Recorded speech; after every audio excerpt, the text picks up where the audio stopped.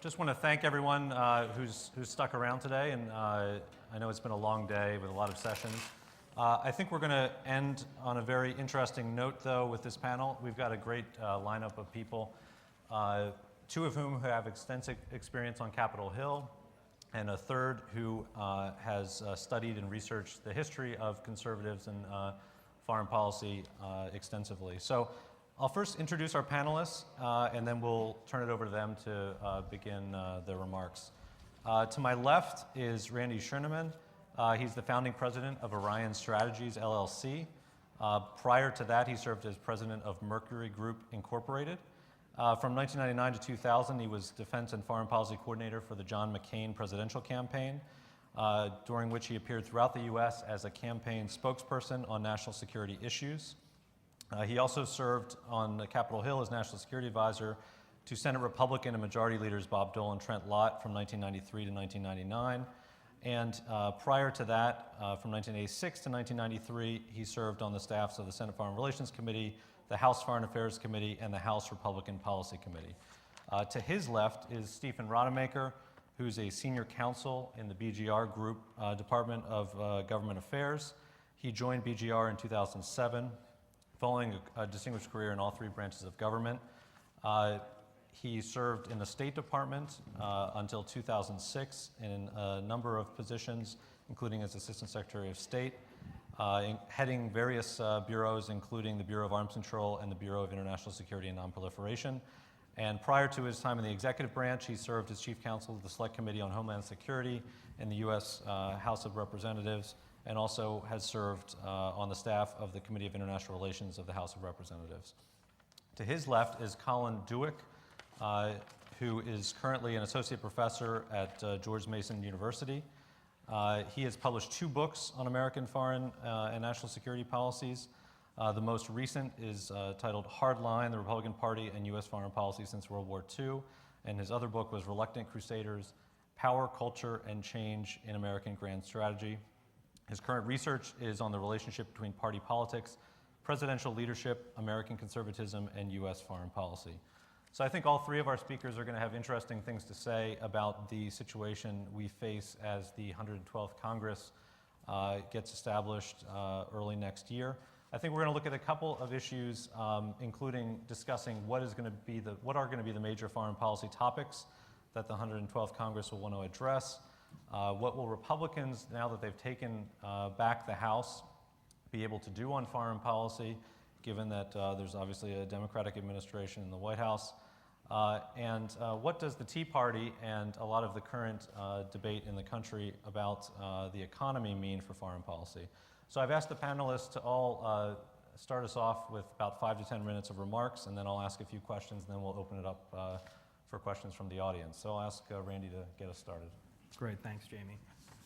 It's always tough to be the last panel, particularly when we are the only thing standing between you and free drinks. But we'll try to make it interesting. At the risk of stating the obvious, foreign policy was not it wasn't even a little issue in the 2000 midterm elections. Much more attention by far was given to issues of spending, the economy, healthcare, jobs, so on. The second point, I think, which is also obvious, is there's really no such thing as a Tea Party. There are multiple Tea Party organizations, and there certainly isn't such a thing as a Tea Party foreign policy. Nonetheless, the mainstream media has already adopted a caricature, a narrative, if you will, that there's a growing strength of isolationists, protectionists, right-wingers coming to Washington, America firsters, know-nothing, despite the fact there's virtually no evidence supporting this thesis. The New York Times, in a typical piece of lazy reporting in late October, talked about the cloudy vision of the Tea Party foreign policy, using only one vague quote from one candidate who did win, saying, quote, "My basic position is that I don't think we should be putting boots on the ground without having a declaration of war."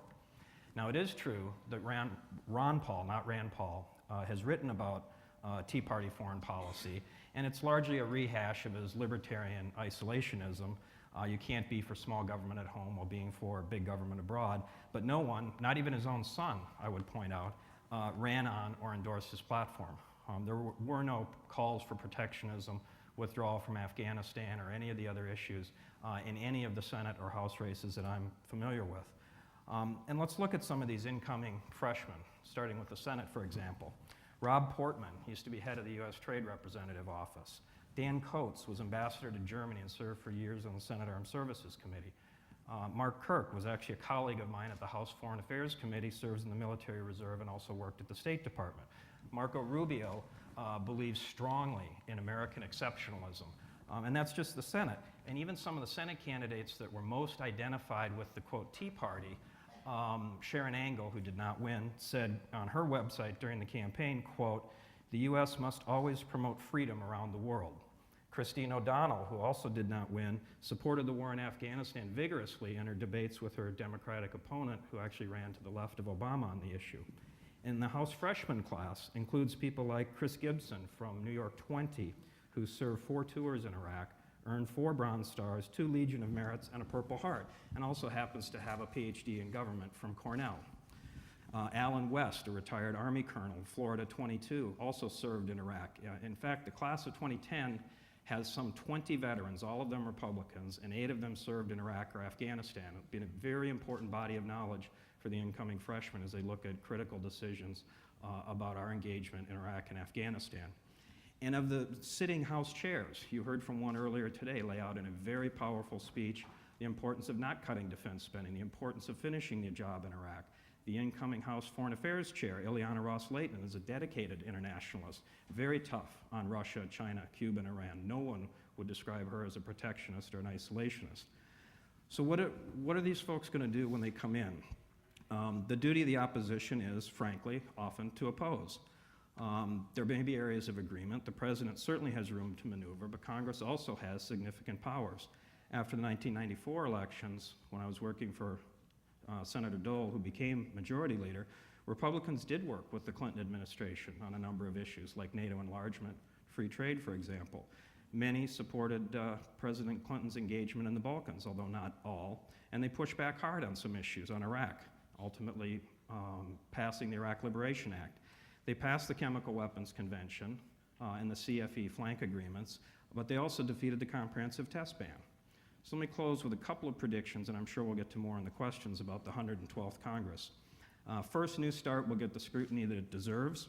It will not pass without serious changes and serious agreements and significant funding for missile defense and nuclear infrastructure. The implementation of Iran sanctions. We've all heard about the sanctions, but there's been very little attention paid to the implementation. I think the new Congress is going to look very seriously at whether this administration is actually seriously implementing the legislation. I think WTO accession and permanent normal trading status for Russia, which would require repeal of Jackson-Vanik, is going to face a very, very tough road in the 112th Congress. Foreign aid will be on the table, definitely be on the table, foreign aid reductions. And China currency manipulation legislation is going to pass, and I believe it's going to pass with huge bipartisan support. There'll be strong pushback on Obama's Israel policy. Gitmo will remain open, and there will be no trials in U.S. civilian courts for detained terrorists. Now, in defense spending, I think is the only area where we've got a couple of glimmers of a debate inside the party, but it's only glimmers. I mean, Rand Paul has said defense cuts should be on the table. Tom Coburn, a sitting senator from Oklahoma, has said defense cuts should be on the table. Senator McCain, even this morning here, said he thought there could be some defense reductions, but I think what he's talking about is very different from what somebody like Rand Paul is talking about. But he's a freshman senator that may or may not be on the relevant committees. And I think ultimately, you've got voices out there, even in the Tea Party, that are very much for U.S. engagement in the world. Sarah Palin this weekend released an open letter to Republican freshmen, and I would argue her voice is significantly louder than Ron Paul or even Dick Armey's for the Tea Partiers. And her letter talked about free trade, about not cutting defense spending, about supporting the Iranian people's desire for freedom, and talked about how the spread of liberty enhances our security, not exactly fitting into the New York Times caricature of the Tea Party foreign policy. Thanks. Steve? Thank you, Jamie. Well, Randy's persuaded me it's going to be a very interesting 2 years. Not that I need any persuading of that. I think, as he correctly pointed out, this election was not about foreign policy, but the election will have very significant implications on U.S. foreign policy. The new and emerging leaders of the Republicans, and especially in the House, but also in the Senate, will have a much larger voice on foreign policy and national security matters. And I think they will not be hesitant at all to speak up. In the first instance, that's because in most cases they have very strong, very passionately held views on some key issues. You look at some of these individuals, Ileana Ros-Lehtinen in the House, Eric Cantor in the House, John Kyle in the Senate, for example. These are people who've thought long and hard about what they believe on foreign policy issues, and they have very clear and very determined views. Issues like Middle East peace process, the issue of how to deal with Iran, the Russia reset policy. I think there's no doubt about what their views are, and there's no doubt about their determination to try to modify the policies currently being pursued by the Obama administration. I would add to that partisan considerations will come into play. Now, Randy says it's the job of the opposition to oppose. The flip side of that is that it's the job of the president's party to support him. And both Randy and I can speak to this because we can recall working in Congress when we were working for the party in Congress that was of the same party as the executive branch. And when you're in that position, it's your job the expectation is that you're going to salute and support the executive branch's policies no matter how stupid you think they are. And I think the narrative the Obama administration is going to want to tell over the next 2 years is that these Republicans came in and they were partisan and they set out to embarrass the president. There may be a grain of truth to that, but the flip side of that is for the last 2 years we've had Democratic majorities where I think a lot of the members have been very uncomfortable with some of the president's policies, particularly on issues like the Middle East, issues like Iran. But, and I guess I should add to that list policy toward Afghanistan, where most of especially in the case of Afghanistan, a lot of the Democrats were very uncomfortable with the president's policies, but they swallowed hard, and if they didn't support it outright, they went out of their way to avoid opposing the president. Especially in the House now, that restraint is gone, and the institutional prerogatives of the House of Representatives will now be freed to question the president's policies and express the will of the majority on issues where there may be a difference of view between the Congress and the president. The Congress has many tools that it can use to this end. It begins with things like just being critical in the press, being non-supportive in policies, in the public discourse that takes place about national security policy. But there are also the tools of congressional oversight, ranging from sending letters to holding hearings to issuing subpoenas in the event that some aspect of policy comes under investigation. There are funding tools to provide funding, to put congressional holds on particular programs. And then ultimately, there's the prospect of enacting legislation. Now, for the Republicans in the House, they may pass a lot of bills that die a slow death in the Senate, but merely passing bills with overwhelming support in the House, and I think what you'll see in many cases with substantial Democratic support for some of the initiatives that come out of the House. That will send a powerful message and will inevitably have an impact on the conduct of U.S. foreign policy. It's a commonplace observation that when a president finds himself in the situation that President Obama is today, where he's lost power in Congress, lost control of Congress, he turns to foreign policy because his domestic agenda is essentially dead in the water. The prospect of getting another major initiative through the Congress like health care reform is zero today. So where is President Obama going to have an impact? It will be on foreign policy. And so we'll hear a lot more about the president's foreign trips, about him becoming personally involved in the management of foreign policy. What are the issues he's going to focus on? Well, I think if you talk to the foreign policy experts, the first item they'll point to is Middle East peace process.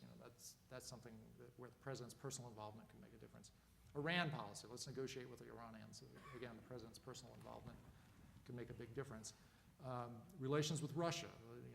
Advancing the reset. Well, I think those are the top three suggested foreign policy initiatives for the president. I think they're also right at the top of the list for the congressional Republicans, where they're uncomfortable with the current direction of foreign policy. And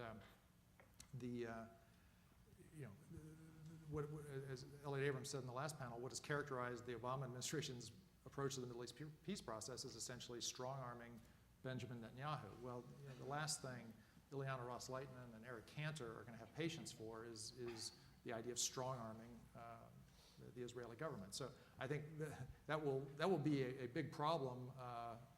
Well, it'll be a conflict in our political system.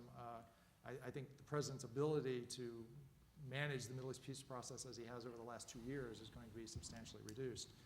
The Iran policy, if the intention is to negotiate a deal, it better be a good deal, because without that, I think there'll be substantial congressional criticism.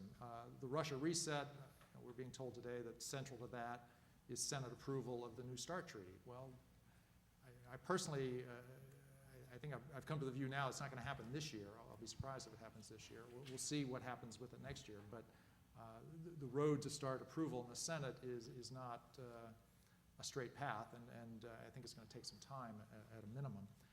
I'll make one final comment about the Afghanistan, what I'll call the war on terrorism issue, range of issues, which includes Iraq, includes Afghanistan, it includes Guantanamo.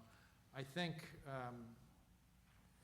we're going to be this is going to be a remarkable situation, and it's part of the reason I say the next 2 years are going to be very interesting, because Nancy Pelosi hasn't made a secret of the fact she doesn't support the president's policy on Afghanistan, and she's running for re-election as Speaker. I'm not sure I can recall a historical situation like this where the leader of the president's own party in the House of Representatives doesn't support him on a signature national security issue involving the use of force. To the extent the president has political support to carry forward on Afghanistan, it's going to be coming largely from the Republicans. And that will just, that's a dynamic that I don't think any of us have ever seen before, and it'll be interesting to watch how that plays out. Let me just make one final observation. I think this issue is unknowable yet, but I think the answer to this question will have an important bearing on what U.S. foreign policy looks like over the next 2 years. When President Clinton found himself in this situation, when he lost control of the Congress following the 1994 election, it took him a while to figure out what he was going to do, but what he settled on was the Dick Morris policy of triangulation. And usually when we talk about that, we think of it in domestic terms, that he signed the Defense of Marriage Act and he signed welfare reform.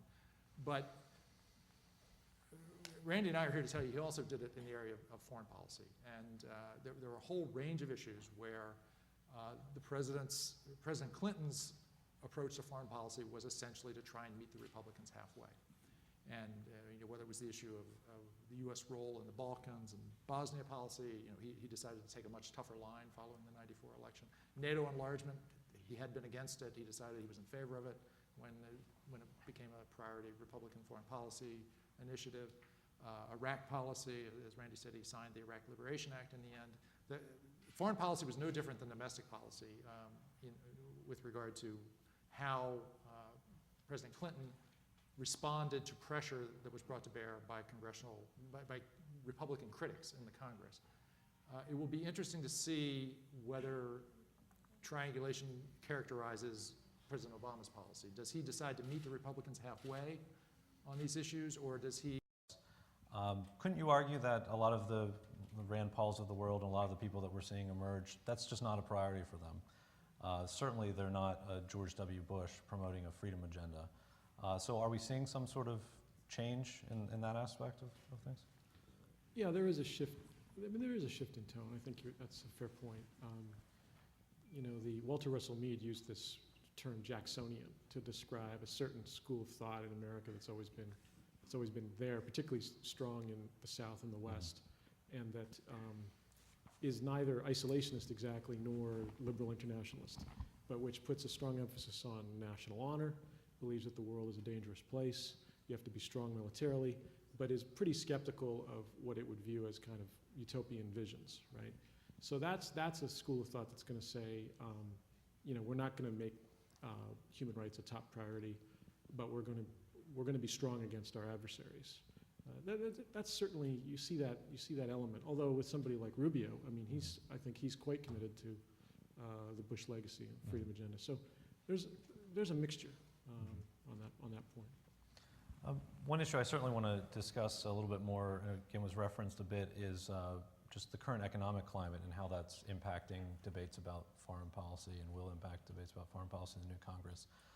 We've seen the Deficit Commission, or the co-chairs of the Deficit Commission last week, roll out some of their proposals, a significant $100 billion cut to defense that they're proposing over the course of, I believe, 5 years.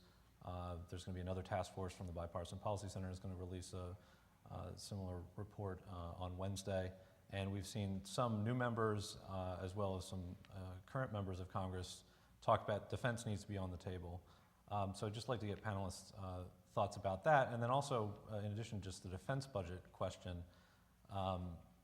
what do we see happening on foreign aid as well? Because that's another aspect of the budget that people have been quick to put on the chopping block.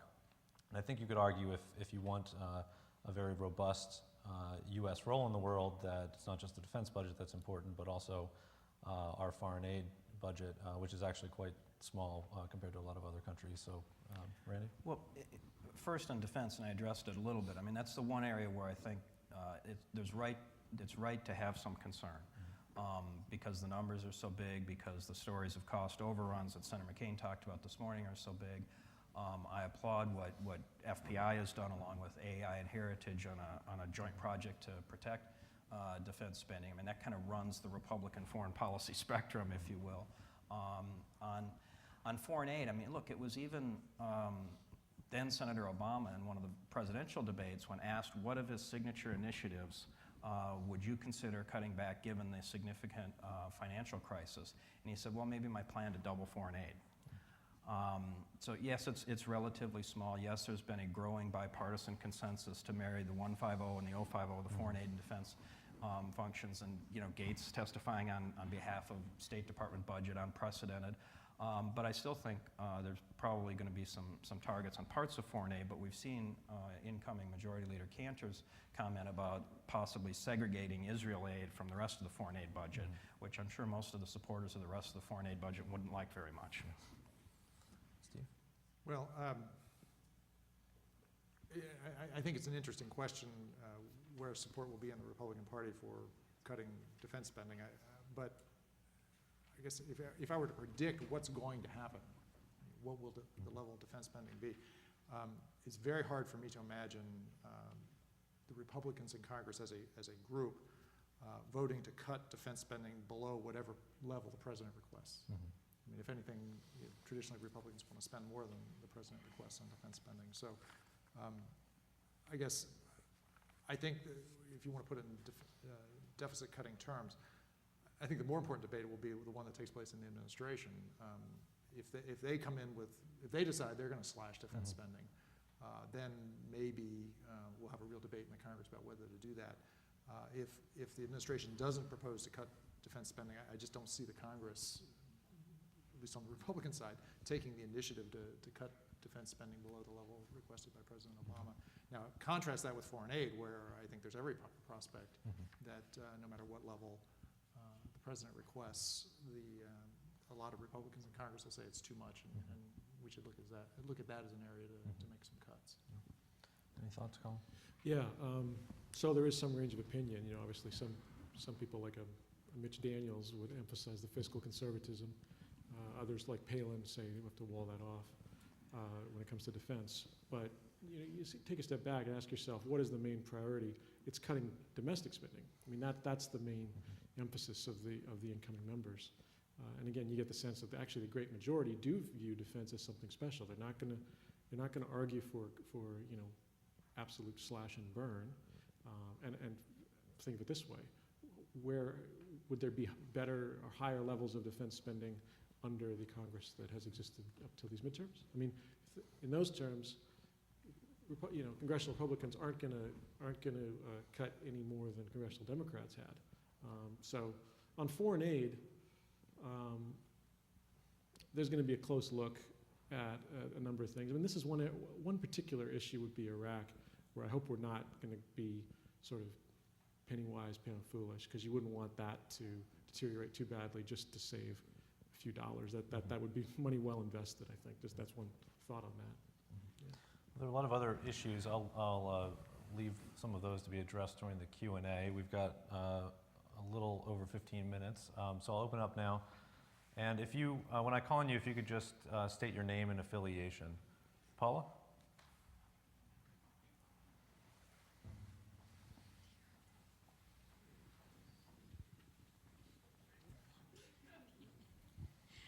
Thank you. I don't need to state my name since he did, but Paula DeSutter, no real affiliation at this time. But I wanted to ask a twofold question. The first is, what do you see happening during the lame duck? Do you think there's a risk that the Democrats will jam the New START treaty during that time? And secondly, could you talk about what the election is going to mean in terms of committee leadership in both houses, and how that will change foreign policy over the coming year or two? Can you start off, Randy? Sure. On New START, I agree with Steve. I think the clock is running, and it's going to be very difficult for the administration to try to do this. Having said that, I think that some of the political folks behind President Obama have seen this as a good issue to push, which is why they are now pushing it. It's unclear whether Harry Reid and the rest of the Democratic senators want to spend anywhere from 4 to 10 days of floor time going through that treaty. Their argument really is pretty cynical. Now it's urgent all of a sudden because next year it'll be harder. That is a purely political argument, and it seems to me that a lot of Republicans would do well to think about a purely political response to that argument. If this timing of this treaty was so important to the administration, they certainly could have concluded it earlier. They certainly could have gotten up to the Senate earlier, and they certainly could have engaged in serious discussions with Senator Kyle about nuclear infrastructure modernization earlier, rather than having a meeting finally scheduled for later this week, as I understand it. I think the clock just becomes too difficult. I think there'd be a lot of pressure on Senator McConnell not to cooperate in such a vote. We get one more vote when Mark Kirk's sworn in at the end of the month. He's certainly going to want to take time to review this and not cast a rapid vote. So I think it's unlikely they'll be able to get it through. And I'll let Steve comment on the committee chairs and New START as well if you want. Well, first on New START, I think the Obama administration made this treaty much harder than they needed to for a whole. I mean, they made the negotiation much more complicated by bringing in additional issues that they didn't need to discuss in what was originally supposed to be an agreement to extend verification measures, but then became a major arms reduction treaty and also a significant limitation on delivery systems. None of that had to be in this treaty, but as a result, they couldn't conclude it until many months after the verification under the old arms control treaty, the original START treaty, lapsed. That's why we're in the situation we're in today. I think the administration's basic problem since they signed it has been trying to figure out how to get 67 votes for this in the Senate. I think they've spent most of the past year trying to figure out how do they get to 67 votes without cutting a deal with John Kyle, who has as a high priority strengthening the U.S. commitment to nuclear modernization. And I think they've squandered a lot of time trying to buy off individual senators. And over the weekend we read in the Washington Post that last Friday they came forward with a $4 billion proposal to Senator Kyle.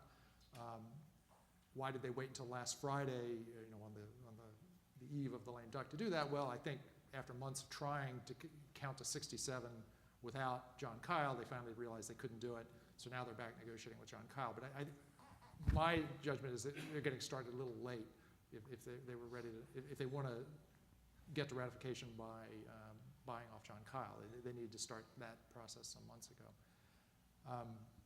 On the committee chairs, I think there's really not much to say beyond what we've already said. The seniority system still prevails in the Congress, notwithstanding the huge incoming freshman class, especially in the House of Representatives.